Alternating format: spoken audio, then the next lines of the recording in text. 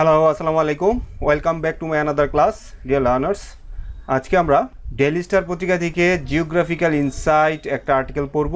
তো আজকের আর্টিকেলটা লিখছে ব্রিগেডিয়ার জেনারেল রিটায়ার্ড প্রাপ্ত ডক্টর এম শাখাওয়াত হোসেন। তিনি হচ্ছেন former election commissioner of Bangladesh. তো আমাদের আজকে হেডলাইনটা হচ্ছে হাউ ইউএস অ্যাক্ট, কীভাবে একটা আমেরিকার পার্লামেন্টের একটা আইন রিভাইভ অর্থ কোনো কিছু পুনর্জন্ম করা, নতুনভাবে শুরু করা, কীভাবে রিভাইভ করা, নতুনভাবে শুরু করছে সিনো ইন্ডিয়ান কনফ্রন্টেশন জিনিসটা হচ্ছে যুদ্ধ বা মোকাবেলা, এরকমও তাদেরকে সম্মুখ দাঁড় করে দেওয়া। সিনো মানে হচ্ছে চায়না ইন্ডিয়া কনফ্রন্টেশন, সিনো মানে হচ্ছে চায়না ভারত কনফ্রন্টেশন ওভার তিব্বত দেশের উপরে নিয়ে তিব্বতকে নিয়ে ভারত এবং চীনের মধ্যে যেই পারস্পরিক ভুল বুঝাবুঝি বলতে পারেন, যুদ্ধ বলতে পারেন, অথবা সংঘর্ষ বলতে পারেন, সেটা এখানে কনফ্রন্টেশন বলছে। সেটা আসলে অনেক বছর আগে হয়েছে।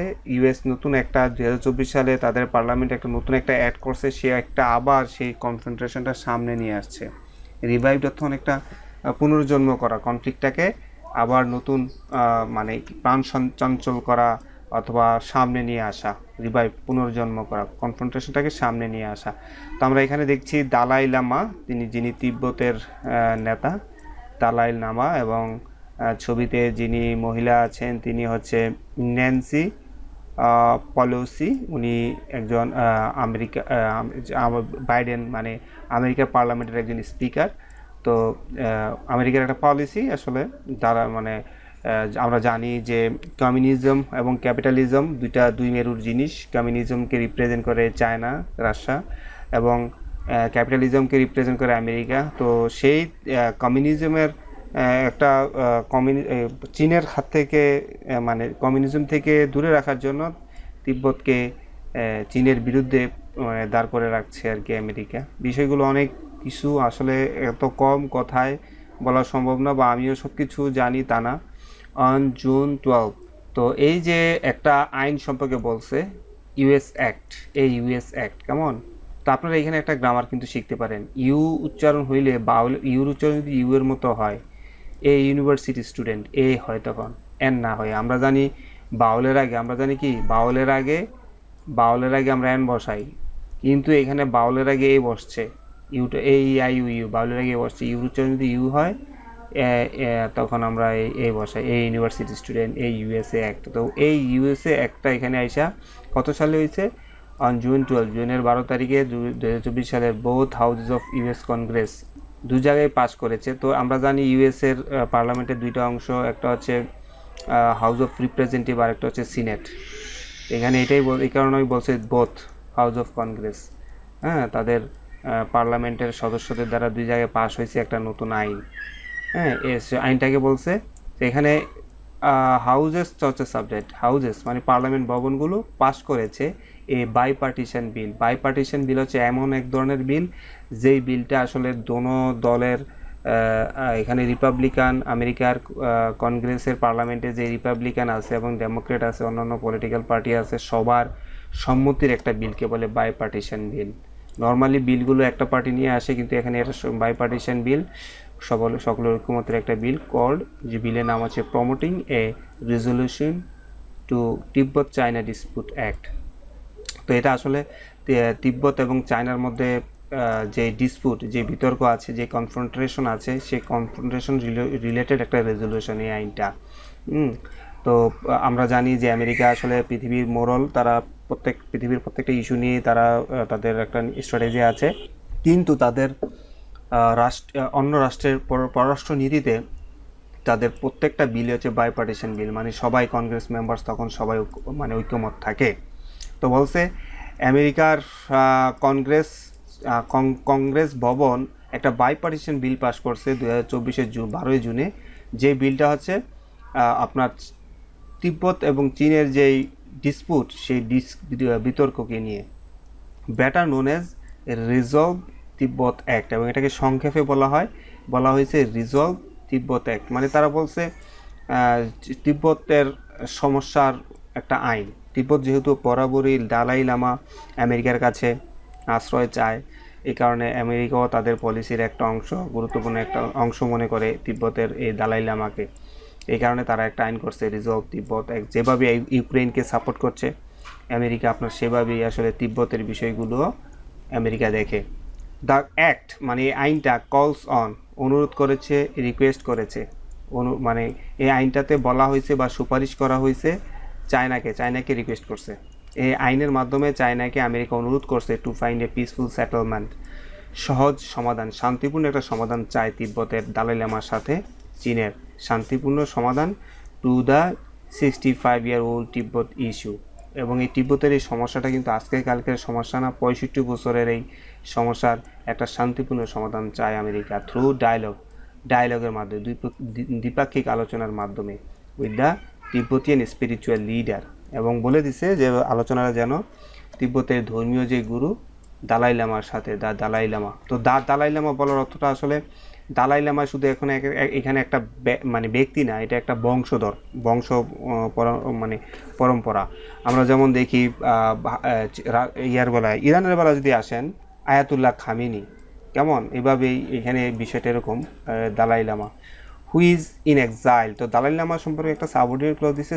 দালাই লামা বর্তমানে, ইজ যেহেতু বলছে তাহলে ঘটনাটা বর্তমানে ইজ ইন এক্সাইল, তিনি এখন বনবাসে আছে অথবা দেশ থেকে বিতাড়িত অবস্থায় আছে, এবং তিনি এখন থাকতেছে ধর্মশালাতে, ইন্ডিয়ার ধর্মশালাতে আছে। অর্থাৎ আমরা পরবর্তীতে দেখব চীন দখল করে নিয়েছে আপনার রাজধানী, তিব্বতের রাজধানী, তিব্বত কি বলবো আমরা, তিব্বতের রাজধানী লাসা দখল করে নিয়েছে।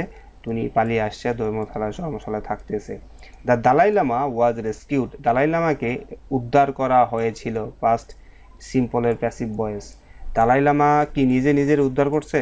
তিনি তো পালায় আসছে, তাহলে তাকে উদ্ধার করা হয়েছিল ফ্রম লাসা থেকে। লাসা মানে এই তিব্বতের রাজধানী থেকে ওনাকে বাঁচাই আনছে টু ইন্ডিয়াতে আনছে ইন মার্চ 1959, 1959 সালের মার্চ মাসে তাকে উদ্ধার করে আনছে। কখন উদ্ধার করে আনছে সেটা বলছে, হোয়েন, যখন চাইনিজ ট্রুপস, চাইনিজ সেনাবাহিনী were about to take over এখানে অর্থ হচ্ছে কোনো দেশ নিজের দায়িত্বে নেওয়া, কোনো কিছু নিজের কন্ট্রোলে নিয়ে নেওয়া, টেক ওভার।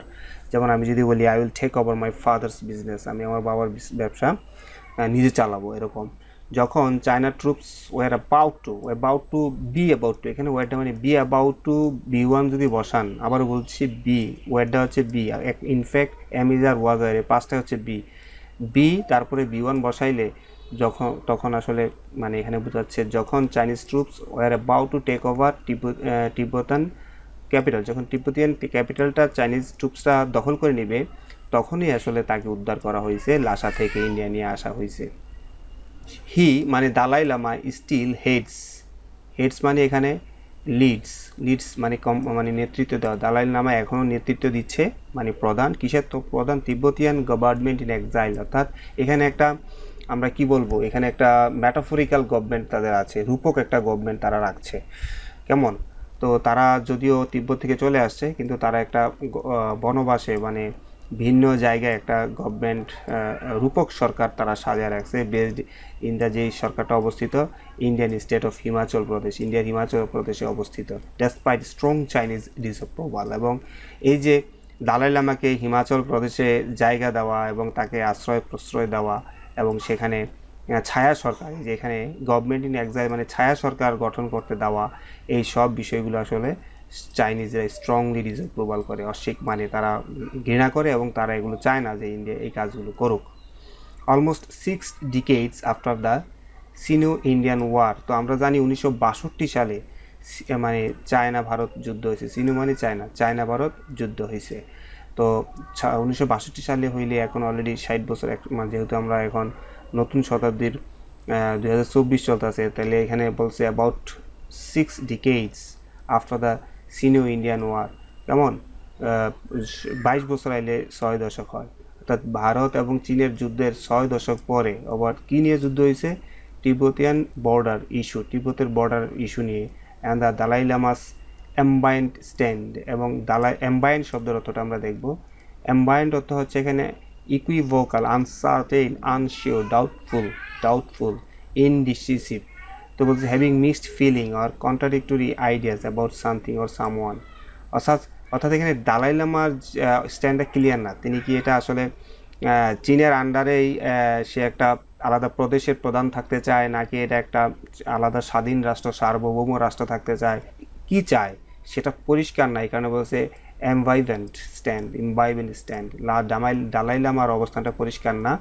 বলছে ইন্ডিয়া, ভারত এবং চীন যুদ্ধের তিব্বতকে নিয়ে 6 দশকের পরে এবং দালাই লামার বর্তমান যেই মানে অনিশ্চিত, মানে সে কী চায় এই অনিশ্চয়তা নিয়ে, হ্যাঁ, কিসের অনিশ্চয়তা নিয়ে? অন তিব্বত সোভারেন্টি অর্থাৎ স্বাধীন সার্বভৌম অবস্থা, অর্থাৎ একটা দেশের ভৌগোলিক সীমানা, দেশ শাসন, প্রত্যেকটা জিনিসের যখন দেশ নিজে পরিচালনা করে সেগুলো সোভারেনিটি বলে। তো বলতেছে দেশে তিব্বতের আসলে সরকারটা কেমন হবে এই নিয়ে দালাই লামা পরিষ্কার নয়। এই সব কিছু এই যখন এমন একটা অবস্থা, দালাই লামার এই অবস্থা এবং 60 বছর যখন 6 দশক যখন পার হয়ে গেছে যুদ্ধের, তখন আইসা আমেরিকা কি করছে? আমেরিকা করছে ইউএস রিজলভ তিব্বত অ্যাক্ট, আমেরিকার পাশ করা resolve Tibet act would certainly, এখানে বার হচ্ছে উড সার্টেনলি ব্রিং, অর্থাৎ নতুন এই আইনটা, আমেরিকার পার্লামেন্টে পাশ হওয়া নতুন এই আইনটা উড সার্টেনলি ব্রিং, নিশ্চিতভাবে নিয়ে আসবে the issue out of the historical obscurity. অর্থাৎ এতদিন যে মানে আলোচনার বিষয় ছিল, আলোচনার বিষয় থেকে হারিয়ে গেছে এই যে সিনো ইন্ডিয়ান ওয়ার এবং তিব্বতিয়ান বর্ডার ইস্যুগুলো এবং দালাই লামার স্বাধীনতা, তাদের তিব্বতের স্বাধীনতা চাওয়া, সবগুলো জিনিসগুলো কিছুটা হারিয়ে গেছিলো, কিছুটা আউট অফ দ্য টপিক হয়ে গেছিলো। কিন্তু এই আমেরিকার এই আইন আসার সাথে সাথে এখন would certainly bring the issue out of historical obscurity হচ্ছে কোনো কিছু যদি একদম অতল গহ্বরে হারিয়ে যায়, এই অতল গহ্বর থেকে স্মৃতির বিস্মৃতি থেকে আসলে এই ইস্যুটা আবার আলোচনায় চলে আসবে। The issue was thought to have been frozen. তো সবাই ভাবছে যে এই যে দালাই লামা, এই যে তিব্বত, এই যে চীন ভারত যুদ্ধ, এই সব বিষয়গুলো ওয়াজ thought to have been frozen, এগুলো হারিয়ে গেছে, এগুলো জমে গেছে, এগুলোর এখন আগের মতো তেমন এগুলো আর ইন্টারেস্ট নাই। আফটার দ্য, কেন ইন্টারেস্ট নাই? চায়না ইউএস রেপ্রোচমেন্ট, যেহেতু চায়না এবং ইউএসের সাথে রেপ্রোচমেন্ট হচ্ছে যে রিকনসিলিয়েশন, হ্যাঁ, রিকনসিলিয়েশন হয়েছে, আপোষ হয়েছে। আমরা রেপ্রোচমেন্ট শব্দের অর্থ দেখব reconciliation, especially international affairs, established or resumption or harmonious relations, মানে তাদের সম্পর্ক একটা সিদ্ধান্তে এক হয়েছে। এখানে বলছে যে চায়না এবং ইউএসএ একটা সিদ্ধান্তে এক হয়েছে, অ্যান্ড দ্য ইউএস অ্যাকসেপ্টেন্স, এবং আমেরিকা মেনে নিয়েছে of the one China policy in 1972। 1972 সালে আইসা চায়নার একটা বিজয় হয়েছে। সেখানে আপনার চায়না কি করছে? আমেরিকাকে বোঝাতে সক্ষম হয়েছে যে এটা আমাদের নিজস্ব বিষয়, অর্থাৎ তিব্বতটা আমাদের নিজস্ব বিষয়। While India is also shed, এবং ইন্ডিয়াও কী করছে? সেড টু হ্যাভ রিকনসাইল্ড, ইন্ডিয়া আপোষ করে নিয়েছে উইথ দ্য ক্লেম, চায়নার এই দাবির সাথে, that the Tibet is an integral part of China. Tibet যে চায়নার একটা নিজস্ব বিষয়, এটা ইন্ডিয়া মেনে নিয়েছে। তো এই যে ইউএস মেনে নেওয়া এবং ইন্ডিয়া মেনে নেওয়া, এই দুইটা দেশ মেনে নেওয়ার কারণে তাদের মধ্যে একটা রেপ্রোচমেন্ট হয়েছে, হ্যাঁ, তার এই এবং রিকনসিলিয়েশন হয়েছে। এই রেপ্রোচমেন্ট এবং রিকনসিলিয়েশনের জন্য আসলে এই ইস্যুটা দিন দিন, তিব্বত ইস্যুটা দিন দিন হারিয়ে যাচ্ছিল। কিন্তু এই আইন পাশের মধ্যে আবার এটা সামনে চলে আসে। দ্য ইস্যু ওয়াজ সেটল, অর্থাৎ এই তিব্বত ইস্যুটা সেটল হয়েছিল টু অ্যান এক্সটেন্ট, একটা সীমা পর্যন্ত, when China reconciled with the India's take over of Sikkim. অর্থাৎ আমরা জানি 1962 সালে আপনার যুদ্ধে ইন্ডিয়ার কিছু অংশ, ইন্ডিয়ার অনেকগুলো অংশ চায়না দখল করে নেয়, বিশেষ করে অক্ষয় চীন, এবং আমরা দেখব হিমাচল প্রদেশ এগুলো। কিন্তু পরবর্তীতে সিকিমের দখল নিয়ে নেয় ভারত। তো যখন দুই পক্ষ মোটামুটি দুই পক্ষই তার অংশ, কিছু কিছু অংশ দখল করে নেয়, তখন দ্য ইস্যু ওয়াজ সেটেলড, অর্থাৎ তাদের দুই দেশের মধ্যে ইস্যুগুলো মোটামুটি নিষ্পত্তির দিকে থাকে to an extent, when China reconcile, এবং চায়না মেনে নেয় যে ইন্ডিয়া যে সিকিম দখল করছে এটা তারা চায়না মেনে নেয়। তো considered one of the 5 fingers of Tibet. তো আসলে এই সিকিমটাকে মনে করা হয় তিব্বতেরই একটা 5টা ফিঙ্গারের একটা ফিঙ্গার, মানে সিকিমকে বলা হয় মানে এই তিব্বতের একটা part. During the visit of India's late foreign minister Atal Bihari Vajpayee in 1979। তো আসলে সিকিমটা দখল করছে ইন্ডিয়া এবং এটা মেনে নিয়েছে চায়না। এই বিষয়টা সম্পর্কে বলছে যে দুই দেশের মধ্যে একটা ভালো সম্পর্ক হয়ে মানে তাদের যে রেষারেষি সেটা কমে গেছে। এবং অটল বিহারী বাজপেয়ী 1979 সালে সিকিম মানে যখন তারা মেনে নেয় ইন্ডিয়া সিকিম ভিজিট করে। But China never gave up তো আশা ছেড়ে দেওয়া। চায়না কখনোই আশা ছেড়ে দেয় নাই বা দাবি ছেড়ে দেয় নাই। ইটস ক্লেম, এটা দাবি। ওভার আউটার তিব্বতের বাইরের অংশ অর্থাৎ তিব্বত দেশের আশেপাশের অঞ্চলগুলোর দাবি চায়না কখনোই ছেড়ে দেয়নি, ইনক্লুডিং আকসাই চীনের দায়িত্ব মানে দাবিও চীন ছেড়ে দেয়নি। তারপর টাওয়াং এবং অরুণাচল প্রদেশ, এই জায়গাগুলো আসলে চীন বারবার দাবি করে আসছিল। এবং চায়না কি করছে, চায়না আবার এখানে কি করছে, ঘোষণা করছে as one of the 5 fingers of Tibet. কেমন? এবং এই অঞ্চলগুলোকে তিব্বতের অংশ ঘোষণা করেছে বাই মাও Zedong in the north east বলতে এখানে বোঝাচ্ছে আপনার এই যে তিব্বতের নর্থ ইস্ট, উত্তর পূর্ব অঞ্চলের যেই অঞ্চলগুলো, এগুলো মাও সেতুং বলছে এগুলো তিব্বতের অংশ এবং এগুলোর দাবি তারা কখনোই ছাড়বে না। তো আমরা এই অক্ষয় চীন, তারপর টাওয়াং, এই হচ্ছে টাওয়াংটা, আমরা এটা বলতে পারি ভুটানের পাশে, আমরা এটা ভুটানের পাশে বলতে পারি। এ হচ্ছে বাংলাদেশ, এ হচ্ছে ভারত, এ হচ্ছে নেপাল, এ হচ্ছে ভুটান, এ হচ্ছে সিকিম ভারত দখল করে নিছে। তো এই হচ্ছে টাওয়াং, এগুলো নিয়ে চীন এবং ভারতের সাথে দ্বন্দ্ব, দীর্ঘদিনের দ্বন্দ্ব। অরুণাচল প্রদেশ নিয়ে দ্বন্দ্ব। কেমন? তো এগুলো বলছে ভারতের অংশে আছে এগুলো এখন, কিন্তু চীন মনে করছে যে এগুলো কার অংশ, এগুলো তিব্বতের অংশ এবং তিব্বতের নর্থ ইস্ট, এটাই বলছে এখানে প্যাসেজে, ইন দ্য নর্থ ইস্ট যে অঞ্চলগুলো, এগুলোর দাবি কখনো ছাড়বে না, মাও সেতুং এরা বলে গেছে। সিন্স ইটস ক্রিয়েশন ইন 1949, তো এখানে অনেক কিছু বিষয় আছে। চীনের যে সরকার, গণতান্ত্রিক সরকার, আমেরিকার ব্যাকড সরকার, চিয়াং কাইশেক আসলে কমিউনিস্ট বিপ্লবের পরে কাইশেকের পরাজিত হয়। কাইশেক পালিয়ে যায় পরবর্তীতে একটা দ্বীপে। 1950 সালে চীন মুক্ত হয়, মাও সেতুংয়ের নেতৃত্বে চীন রাষ্ট্র পরিচালনা করে। তো সিন্স ইটস ক্রিয়েশন, তখন থেকেই মনে করা হয় যে চীন নতুনভাবে গঠন করা হয়েছে মাও সেতুংয়ের হাতে, the People's Republic of China, এবং তারা চীনের নাম দেয় পিপলস রিপাবলিক অফ চায়না, মানে মাও সেতুং নাম দেয় এটা, হ্যাজ ডিনাইড, এবং মানে চীন সরকার তখন থেকে 1950 সাল থেকে অস্বীকার করছে the outcome of the Shimla convention of 1914। তো আমরা এখানে সিমলা কনভেনশন বলতে ভারতের হিমাচল প্রদেশে সিমলায় একটা কনভেনশন হয়েছে, তখন ব্রিটিশ ইন্ডিয়া। তো এই সিমলা কনভেনশনে 3টা দেশ উপস্থিত ছিল, একটা হচ্ছে ব্রিটিশ ইন্ডিয়া, আরেকটা হচ্ছে আপনার চায়না, এবং আরেকটা হচ্ছে তিব্বত। এই কনভেনশনটা 1914 সালে হয়েছে এবং এটা আপনার হিমাচল প্রদেশের সিমলায় অবস্থিত হয়েছে ভারতের। তো এই কনভেনশনটা আসলে চীনের সরকার, পিপলস রিপাবলিক অফ, যেটাকে সংখ্যা বলে পিআরসি, তারা কিন্তু অস্বীকার করছে যে এই কনভেনশনে যত সিদ্ধান্ত হয়েছে এগুলো আমরা মানি না। হুইচ ওয়াজ অ্যাটেন্ডেড বাই, অর্থাৎ এখানে বলছে যে এই কনভেনশনে কারা যোগ দিছে, রিপ্রেজেন্টেটিভ অফ অটোনোমাস তিব্বত অংশগ্রহণ করছে, and the Republic of China, তখন তো নাম ছিল আরওসি। কেমন? তার পরবর্তীতে 49 সালের পরে এটার নাম হয়েছে পিআরসি। কেমন? রিপাবলিক অফ চায়না অংশগ্রহণ করছে, তিব্বত অটোনোমাস মানে স্বাধীন তিব্বত অংশগ্রহণ করছে। Though the ROC, republic of China, যদিও republic of China attended the meeting, যদিও বলছে চায়নার মিটিং অংশগ্রহণ করেছিল, ইট রিফিউজ টু এন্ডোর্স, কিন্তু তারা এন্ডোর্স মানে সিগনেচার, তারা এটা মেনে নেয়নি, অস্বীকার করছিল এই কনভেনশনটাকে। অর্থাৎ এখানে কি এন্ডোর্স করা, এই যে সিমলা কনভেনশন মেনে নিতে বা এন্ডোর্স করতে, ইট মানে চায়না রিফিউজ করছে বর্ডার এগ্রিমেন্ট, অর্থাৎ এই কনভেনশনে যে বর্ডার এগ্রিমেন্ট হয়েছে চায়না তা মেনে নেয়নি। কেন মেনে নেয়নি? ক্লেমিং দ্যাট, দাবি করছে, দ্য এন্টায়ার তিব্বত, বলছে সম্পূর্ণ তিব্বত দেশটাই had historically belong to China, এটা চায়নার, ঐতিহাসিকভাবে এটা চায়নার অংশ, and would always remain an integral part of it, এবং মানে চায়নার নতুন সরকার, 1950 সালের নতুন সরকার, যার নাম হচ্ছে পিপলস রিপাবলিক অফ চায়না, তারা বলছে যে এই চায়নার এই অংশ, তিব্বতের এই অংশগুলো always remain an integral part মানে অবিচ্ছেদ্য অংশ থাকবে চায়না, মানে চায়নার পার্ট থাকবে। দ্য ইন্ডিয়া চায়না ডিসপিউট অর্থাৎ চায়না এবং ভারতের মধ্যে ঝগড়া বিবাদ পার্টিকুলারলি সেন্টার বিশেষ করে এই ঝগড়াটা কিসের কারণে হয়েছে? Centred on the western border in eastern Ladakh.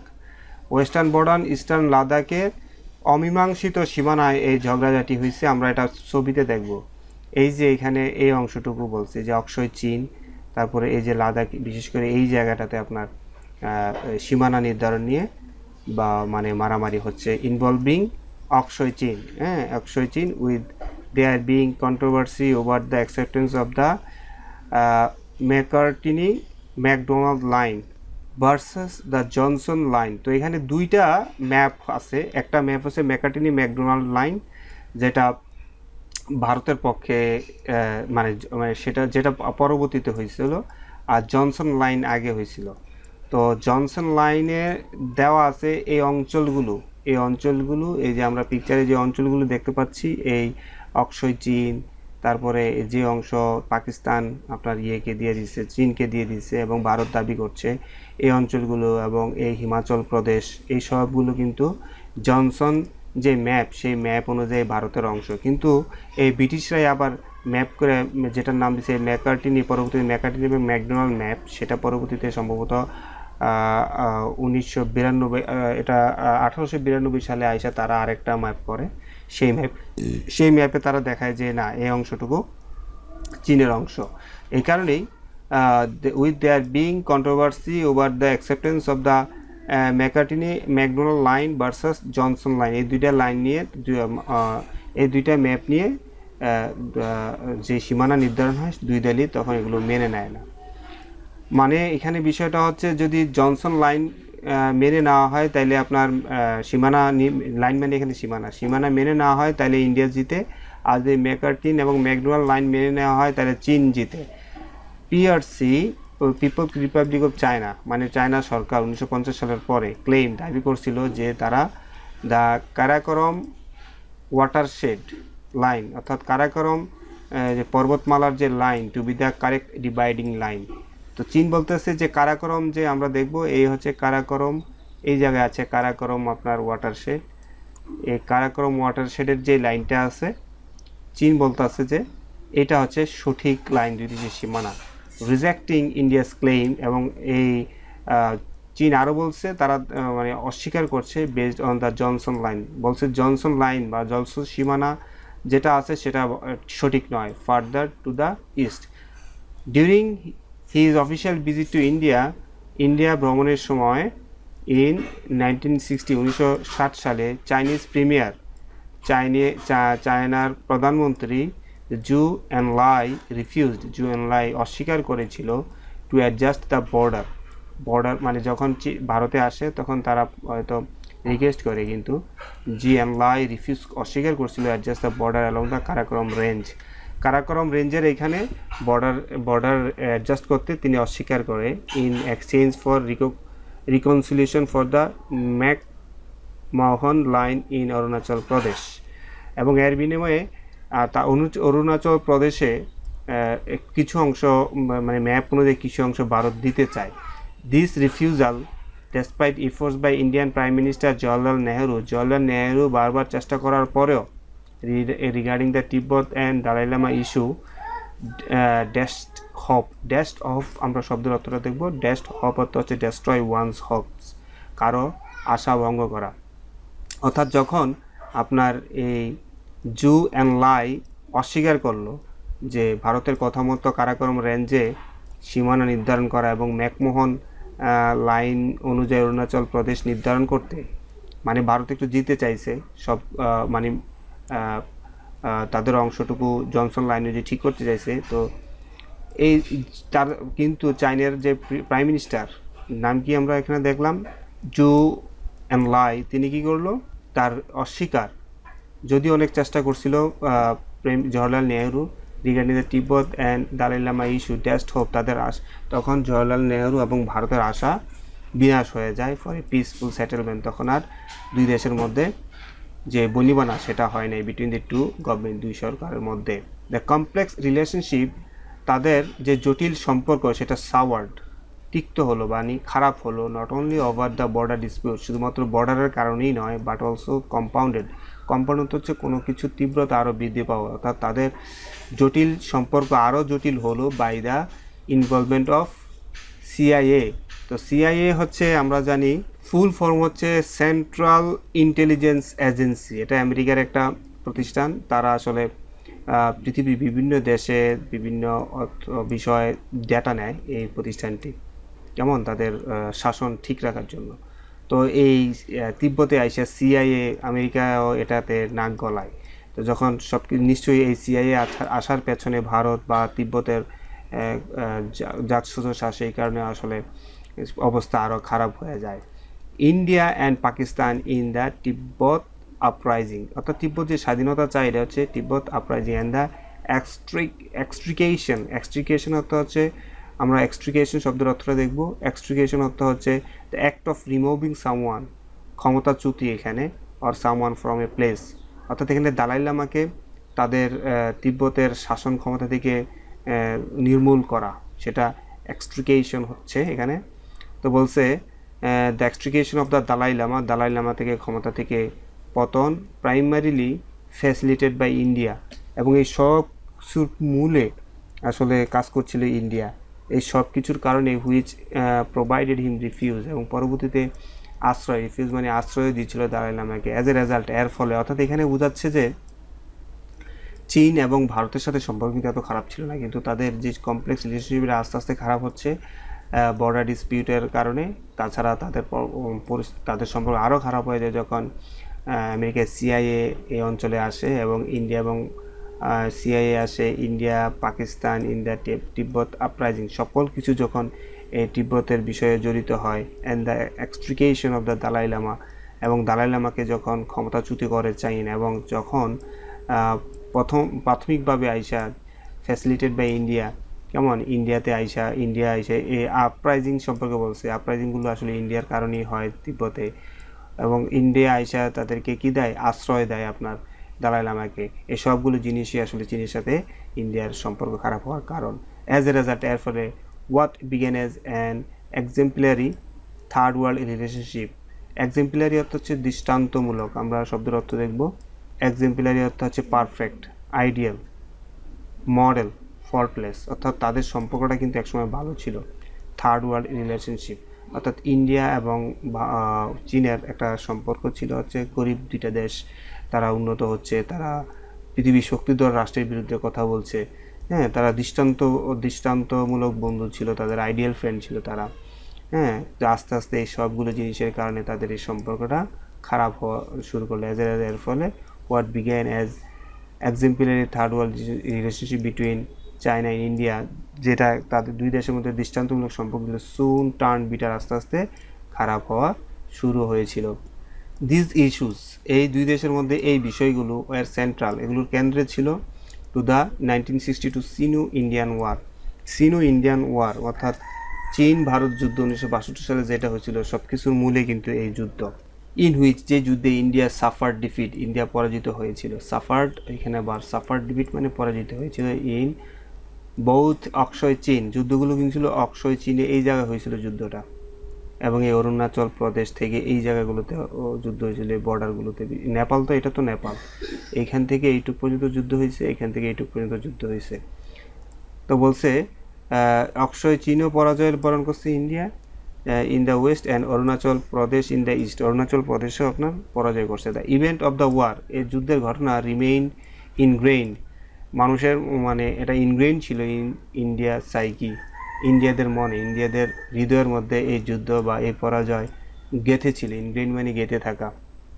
And continue to influence it's military strategy, এবং এরপরে থেকে ইন্ডিয়া আস্তে আস্তে প্রভাবিত করা শুরু করলো, মিলিটারি শক্তি বাড়ানো শুরু করলো, অ্যান্ড জিও পলিটিক্স শুরু করলো ইন্ডিয়া। চায়না ইউনিলেটারালি, স্বেচ্ছায় বা নিজের ইচ্ছায়, ইউনিলেটারালি শব্দটা হচ্ছে একতরফাভাবে, কোনো কারণ ছাড়াই, পরবর্তীতে চায়না চিন্তা করলো যে তারা কী করবে, উইথড্রিউ, তাদেরকে সরিয়ে নিয়েছিল ফ্রম অরুণাচল প্রদেশ। অর্থাৎ অরুণাচল প্রদেশ চায়না যে দখল করছিল, যে এই হচ্ছে অরুণাচল প্রদেশ, এটা কিন্তু চায়না 1965 সালের যুদ্ধে দখল করে নেয়। পরবর্তীতে তারা এখান থেকে নিজেদেরকে সরিয়ে নেয় from Arunachal Pradesh, but retained control over Aksai Chin, কিন্তু তারা এই অক্ষয় চীনের অংশের মানে থেকে চলে যায় নাই, যেহেতু এগুলো দুই দেশের স্ট্র্যাটেজিক্যালি অনেক ইম্পর্টেন্ট অক্ষয় চীন। অ্যান্ড দ্য চাইনিজ ক্লেইম, এবং চায়নারা দাবি করে over outer Tibet in Arunachal Pradesh, এবং তারা এখন অরুণাচল প্রদেশ দাবি করে, এবং এই দাবিটা রিমেইনস এ কন্টেনশাস ইস্যু, এবং এই দাবি করার কারণটা দুই দেশের মধ্যে একটা বিতর্কিত ইস্যু। কন্টেনশাস অর্থ হচ্ছে বিতর্কিত একটা বিষয়। আমরা কন্টেনশাস শব্দের অর্থ দেখব কন্ট্রোভার্সিয়াল ইস্যু। কন্টেনশাস অর্থ হচ্ছে কন্ট্রোভার্সিয়াল ইস্যু দুই দেশের মধ্যে। ডিউরিং দ্যাট ওয়ার 1962 সালের এই যুদ্ধে India faced significant supply and troop deployment issue মানে প্রবলেম, অর্থাৎ ভারত পরাজয় বরণ করার বড় গুরুত্বপূর্ণ কারণ ছিল ভারত সাপ্লাই করতে পারে নাই যুদ্ধের বিভিন্ন সরঞ্জামাদি এবং ট্রুপ সৈন্য সরবরাহ করতে পারে নাই। ডিউরিং দ্যাট ওয়ার, ওই যুদ্ধে ইন্ডিয়া মোকাবেলা ফেস করেছিল সিগনিফিক্যান্ট সাপ্লাই, মানে বড় বড় মানে সাপ্লাই। যুদ্ধে আমরা জানি মালামাল বা যুদ্ধ ভারী অস্ত্র, যান, খাবার সাপ্লাই করতে হয়, এবং ট্রুপ সৈন্যদেরকে সাপ্লাই করতে হয়, ডেপ্লয়মেন্টস সৈন্যদেরকে ছড়িয়ে দিতে হয়। এই ইস্যু মানে ট্রুপ সাপ্লাই ডেপ্লয়মেন্ট ইস্যুতে ভারত খারাপ করছিল। ভারত ভালো মতো মানে এগুলো সঠিক সময়ে সৈন্য এবং আপনার সরঞ্জামাদি সরবরাহ করতে পারে on the north east through the Siliguri corridor. এই হচ্ছে শিলিগুড়ি করিডোর। তখন কিন্তু আরেকটা প্রবলেম ছিল, এটা কিন্তু পাকিস্তান ছিল, পূর্ব পাকিস্তান ছিল, তো এটা কিন্তু ভারতের অংশ ছিল না। তো এই কারণে এইখান দিয়ে এই করিডোরটা তখন ব্যবহার করে দ্রুত এই অংশে, এই যে অরুণাচল প্রদেশে যে যুদ্ধ করে যে মানে টিকবে, এই জায়গা দিয়ে কিন্তু ভারত এই জায়গাটা ইউজ করতে পারে নাই। এখানে বলছে থ্রু শিলিগুড়ি করিডোর। এই করিডোরটা কিন্তু খুবই ছোট, এই করিডোরটা মাত্র 22 কিলোমিটার। এই করিডোরটা 22, এটা কারণে এটাকে বলা হয় চিকেন নেক বলা হয়, এবং এটা শুধু 22 কিলোমিটার। তো বলছে যুদ্ধের সময় ইন্ডিয়া খুবই সমস্যা ফেস করছে তাদের সৈন্যবাহিনী সরিয়ে নিতে অথবা খাবার সরবরাহ করতে অরুণাচল প্রদেশগুলোতে শিলিগুড়ি করিডোর দিয়ে, known as the chicken next. তো এটাকে আসলে চিকেন নেক বলা হয় এই শিলিগুড়ি করিডোরকে, যেহেতু এটা অনেক চিকন। East Pakistan at the time, তখন পূর্ব Pakistan stood in the way of any alternative supply, অর্থাৎ পূর্ব Pakistan stood in the way মানে পথে বাধা হয়ে দাঁড়ানো। পূর্ব পাকিস্তান এটা হচ্ছে সাবজেক্ট, আর ভারত হচ্ছে stood in the way of any alternative supply. অর্থাৎ পাকিস্তান তখন ভারতকে সাহায্য করে নাই, তারা তাদেরকে করিডোর ব্যবহার করতে দেয় নাই টু দ্য চিকেন নেক, অর্থাৎ এই করিডোর শিলিগুড়ি করিডোর ছাড়া অন্য কোনো পথ ব্যবহার করতে দেয় নাই। And it's worth noting that, এবং এটা উল্লেখ করার মতো যে China was increasing it's presence, China তাদের উপস্থিতি বাড়াচ্ছিল, চায়নার সেনাবাহিনী বাড়াচ্ছিল অ্যাট নাতলুয়া পাস ইন সিকিমেও সিকিমের একটা জায়গায় তাদের উপস্থিতি বাড়াচ্ছিল। অ্যান্ড দ্য নামকা চু পাস, এই যে সিকিমের এই জায়গাটাতে নাকমা চু পাস, তারপর আছে আপনার টাওয়াং রিজনটা আপনার এখানে এই জায়গায় টাওয়াং রিজন। তো এই জায়গাগুলোতে আসলে আস্তে আস্তে মানে চায়না আগে থেকে যুদ্ধের জন্য প্রস্তুত ছিল, তারা সব কিছু এখানে পোস্টিং করছিল। পোস্টিংয়ের threat to the Siliguri corridor between Bangladesh and Nepal. তারপর আসেন ইন্ডিয়া শিখেছিল অ্যান ইম্পর্টেন্ট লেসন, একটা গুরুত্বপূর্ণ শিক্ষা তখন ইন্ডিয়া যুদ্ধে পরাজয় বরণ করে পাচ্ছিল। অ্যাবাউট ইটস স্ট্র্যাটেজিক হ্যান্ডিক্যাপ, কেমন সে বুঝলো যে তার স্ট্র্যাটেজিক কী ভুল ছিল, তারা বুঝতে পারলো। This Arunachal Pradesh which could be a flash point in any Sino Indian conflict. তো তারা আসলে এই যে প্রবলেমটা এখানে, যে তাদের দেশ সার্বভৌমত্ব রক্ষা করতে যে বিশেষ পদক্ষেপ দরকার, তখনই আইসা তারা এটা শিখলো, যে একটা গুরুত্বপূর্ণ জিনিস তারা শিখলো, এবং তারা বুঝতে পারলো যে এই তাদের অরুণাচল প্রদেশটা, এইটা হচ্ছে অরুণাচল প্রদেশ, এই যে অংশটুকু, তাদের এই অরুণাচল প্রদেশটা, এই যে এইটুকু অংশটুকু অরুণাচল প্রদেশটা কী হতে পারে, could be a flash point হচ্ছে উৎকৃষ্ট জায়গা, যুদ্ধের একটা উৎকৃষ্ট জায়গা হতে সিনো ইন্ডিয়ান কনফ্লিক্টের একটা জায়গা হতে পারে, এখানেই বেশি যুদ্ধ হতে পারে। But things have change drastically since 1962, কিন্তু 1962 সালের পর থেকেই সব কিছু পরিবর্তন হওয়া শুরু হয়েছে। Both countries are now nuclear power, দুই দেশে এখন নিউক্লিয়ার শক্তিধর রাষ্ট্র। And yet reports indicate that, এবং রিপোর্টে পাওয়া যায় যে বোথ হ্যাভ হেভিলি মিলিটারাইজড, দুই দেশেই মারাত্মকভাবে সামরিক সক্ষমতা বৃদ্ধি করেছে অ্যালং দ্য ম্যাকমোহন লাইনের বরাবর specially after the Sino Indian Doklam standoff. তো আমরা Sino Indian Doklam standoff সম্পর্কে জানবো on the Sikkim Bhutan border. তো এই যে সিকিম ভুটান বর্ডারে আপনার সিনো ইন্ডিয়া মানে ইন্ডিয়া এবং চীন একটা যুদ্ধ বিরতির একটা সিদ্ধান্ত নেয়, যেটাকে ডকলাম স্ট্যান্ড অফ বলে। তো ডকলাম জায়গাটা আমরা দেখবো, এই হচ্ছে ডকলাম। তো এই জায়গায় আসলে তারা একটা স্ট্যান্ড অফ যুদ্ধ বিরতির সিদ্ধান্ত নেয়।